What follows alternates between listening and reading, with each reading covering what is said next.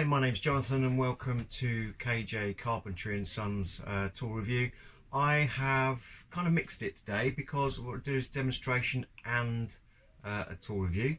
I received or purchased a unbranded laser engraver. It actually came through. Bought it on Amazon. It says it was a 3000 milliwatt. Said it was unbranded, but on the box it's actually got that it is a Wisamic laser engraver. Nice little piece of machinery. It's about £113 when I bought it. That's the machine.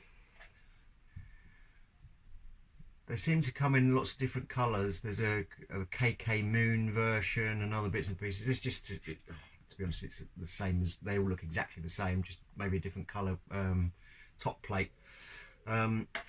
Comes boxed with instructions, the software, little plate to protect your eyes, which you install on arrival, fan in the back, and the laser, which is based in the bottom there. But yeah, pretty lightweight, but it seems to do a really good job.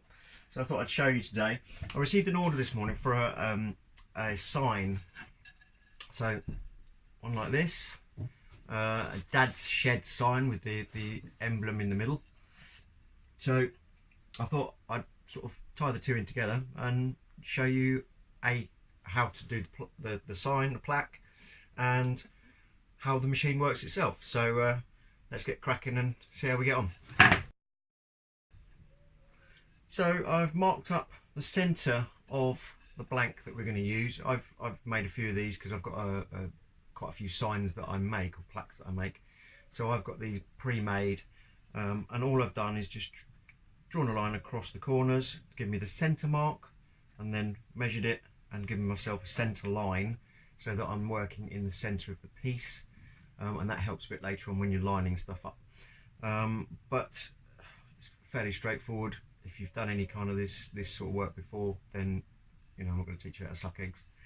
But for the beginner, literally, if you draw corner to corner, straight line, that will give you bang centre, and then you can adjust it as you need to. If it's slightly off square, then you can do it that way. But that's the beginning. What I've used, because this machine sits flush and engraves flush with the base, what I've got is these are actually made of 18mm ply, and I've got another couple of pieces of 18mm ply, just so that when I sit it on top, the engraving area is now flush with the machine, and that seems to work.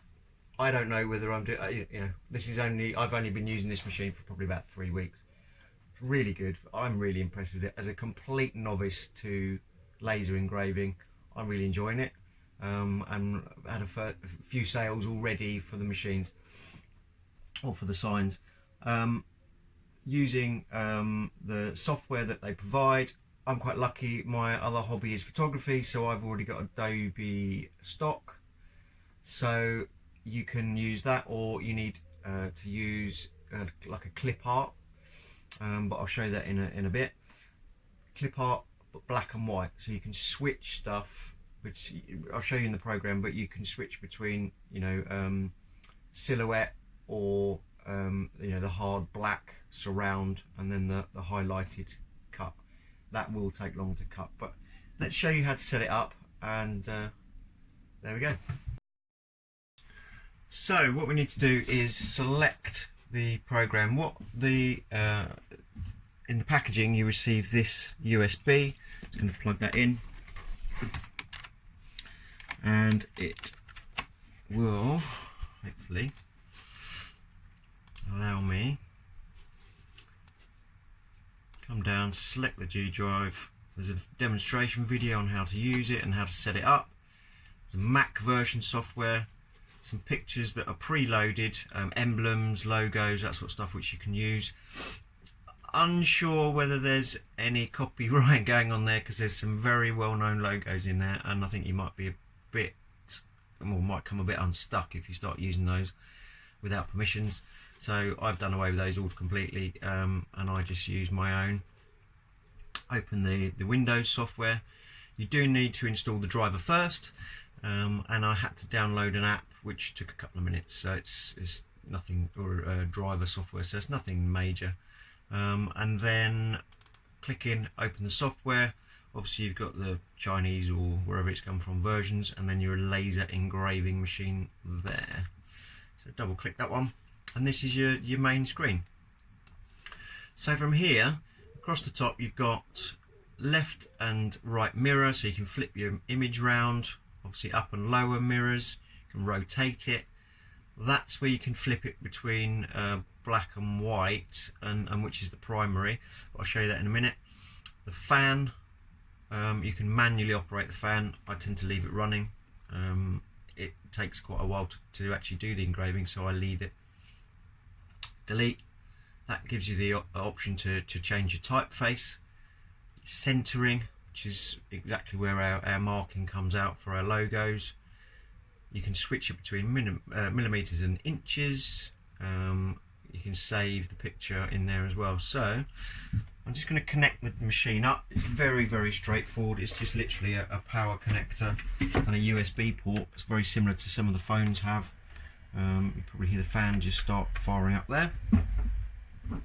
So what I want to do with this particular piece of sign is I've already got the logo, or the design. So I want to import the pictures. This takes me into my my file that I'm keeping all the images that I've been practicing with and trying. So if I come down, this is the logo that I want to use. So if I flick on that flipping logo, you'll see it switches. So all the areas in black will actually be engraved. Now I don't want it that full on, so I just want to keep it on that setting there. You've got black and white discrete engraving, and that'll let you do shades. So if you're going to do pictures, photographs, if you're going to transfer that in, change them to black and white first in some, whatever your photo editing software is. And be careful just to soften the edges off a little bit, otherwise you'll end up with a real hard edge. But that'll allow you discrete engraving. This contrast ratio, that'll allow you to select how much of the picture you actually want to keep strong within the photograph. To be honest, the software is not brilliant. It seems to take forever to do anything. But so we've got laser power adjustment. I've kept that on 100, and actually I want it quite deep, so I'm going to shift that up to its maximum. What we need to do is then attach the device. So when I've clicked that, it's connected to the machine, and it shifts it automatically back to its start position. What I want to do is shift it to center, and that allows me then to know exactly that where I'm placing it is bang in the middle. You'll hear the machine center itself, and then I want to click that one, which will bring me my laser right to the center point. So I'm just going to shift the camera over and try and show you. It's obviously the lasers, it is showing like a pinpoint laser. It's not the actual burning laser that's working at the moment, so it's safe. And I'll move it over and hopefully shine some light in there, and you might be able to see where we're marking up. Okay, so I've shifted it over so that you can see it. I've had to put a bit of a light behind because it's quite difficult to see because you've got the laser guard, the green guard on the front. It's a bit more tricky to see, and to be honest with you, the camera doesn't exactly pick it up well. But what I've done is I've left it on that center position, and I've lined the laser head up with the mark that I've made in the center of that piece of work. So what I can use now is there was a frame positioning button on the software, and I'm just going to click that, and that's going to show me where my print area is going to be.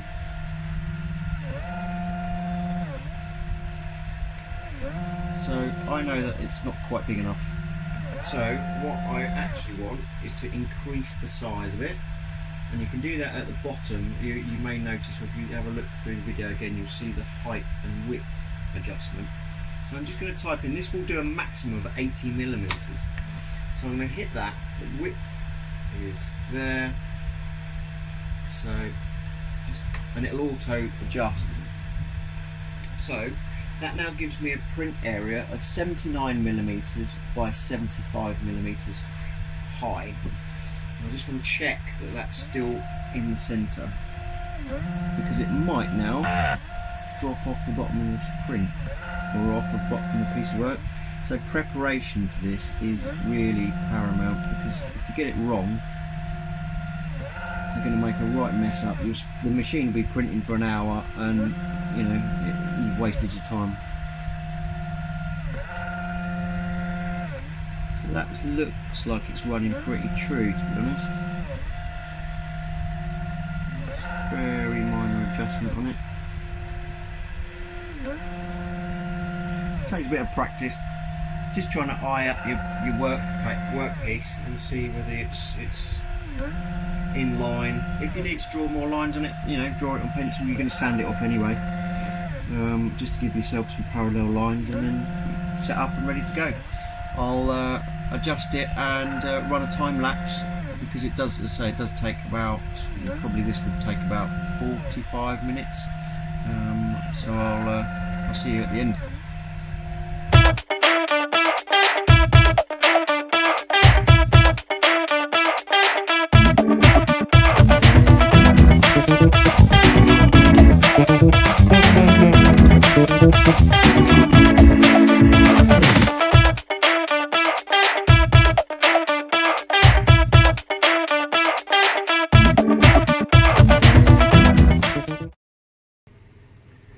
So the engraving had finished. Unfortunately, what had happened is during filming I managed to jog the workpiece.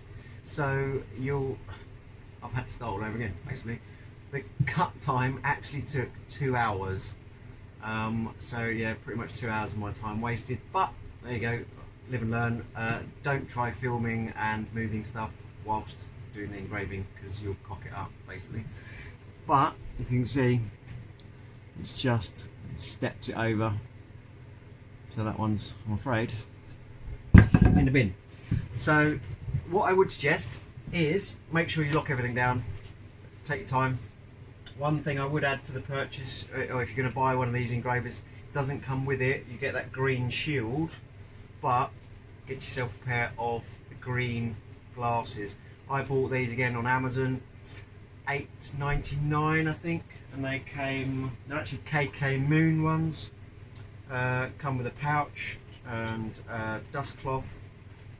Really worth it. What I did find was that working in a small workshop like I've got, the laser light is bouncing off the walls, and you've got this constant flashing blue, and it was giving me a bit of a headache.